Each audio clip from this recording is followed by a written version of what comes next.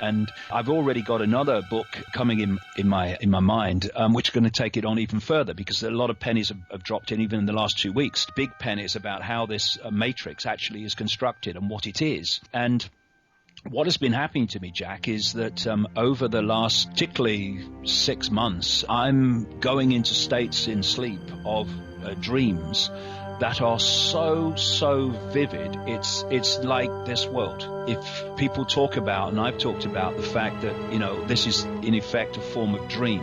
And when we're in sleep, we dream other dreams, which don't have the limitations, of course, that this dream has, because if we fall off a cliff in the dream, we wake up with, in a start. Oh my goodness me! Oh, what just happened? But you're still alive. You fall off a cliff in this dream, and you're not still alive in this reality, because you're programmed to believe that when that happens, you must not be with us anymore. And this is why some people can walk through fire without getting burned, and most people would get burned. They go into another state of consciousness, which is what basically a dream is. And these dreams have become more and more and more vivid, and as they have done so, more and more information, insight, and awareness has started to form. And I'm just at the cusp of going, this new book goes deeper into the rabbit hole, for sure, not least in relation to Saturn and other things, but I'm just on the cusp of going really, really deep. When you reach a point and you know that the waters are about to break in a big way, I'm at that point now, and it's an exciting time for me, because what I've been pursuing for the last 22 years is not only what's going on, it's how we delete what's going on. And for me, what's happening is this matrix, which I explain in the book, and we'll do even more in the next one because of what's happening since it went to the printers. It has created a feedback loop, if you like, with human awareness, the human mind. And the feedback loop is this. And it's interesting because you kind of went in some way earlier mentioning this in terms of them telling us what's going to happen, and it happens. The feedback loop is the matrix in its forms feeds us a sense of reality. We believe that sense of reality, and then we feed back into the matrix that sense of reality, which empowers it to feed it back to us in a more powerful way. So it becomes a receiver-transmitter kind of relationship, where the more we believe what we are led to believe, the more we empower the matrix to manifest what we have been manipulated to believe. And that feedback loop has to be broken. And when people start to awaken, and they start to, even at the level of Occupy protests and tea parties, in a smaller way, and the more we move on in a much more fundamental way to see the world and reality in a different way, we break that feedback loop. We're no longer feeding back into the matrix information construct what it's feeding to us.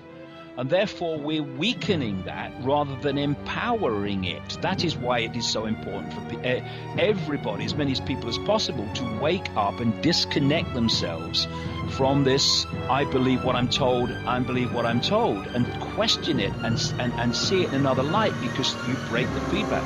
And so that's great. And this is why it's so important for people to wake up and wake up and wake up, because it's weakening the power we're giving to the matrix to further influence us. But for me, there is an energetic code. I've seen this in my mind for 20 years, and it's becoming more and more and more powerful and tangible in the last few weeks. There is a code. It is like the equivalent of a combination lock to open a safe, but it's an energetic code. And that code is going to break this information construct.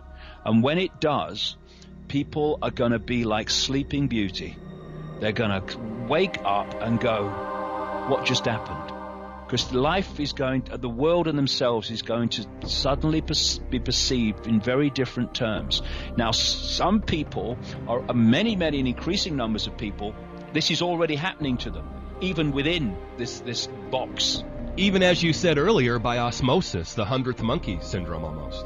Yeah, well, that's basically the same thing, because what you're doing is the more you awaken, and therefore in this interaction with this energetic construct I call the matrix, the more you awaken, you're putting new information new perceptions into this construct.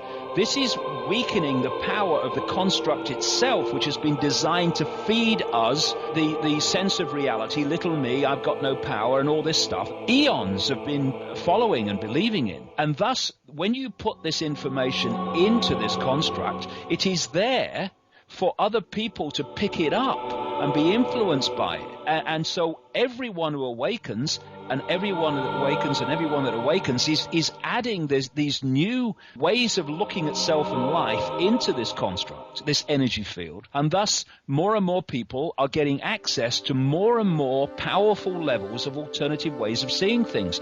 And you can spontaneously suddenly see life in a different way, walking down the supermarket aisle without actually having read a book or heard anybody speak about it. Suddenly you get it. And this is why it's so important that people wake up, because it's weakening and weakening and weakening this matrix construct, which is actually feeding us a reality. So that is fantastic, and the more that happens, the better it will be. But in the end, I know there is a vibrational code that is going to bring this down. And I'm starting to understand what this matrix is, and I'm starting to understand, therefore, what is necessary to break its control of human perception. It's exciting times, and the next 4 years are going to be really, really at the center, the heart of bringing this whole thing to an end.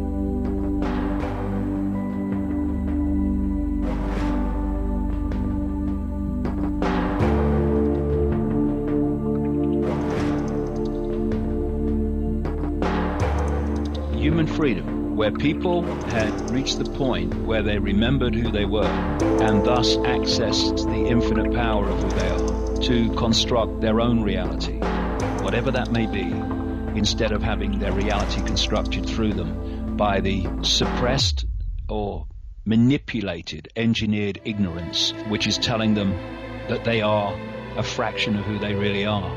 I don't cry when horrible things happen. I never have. My reaction to horrible things is, I want to do something about this.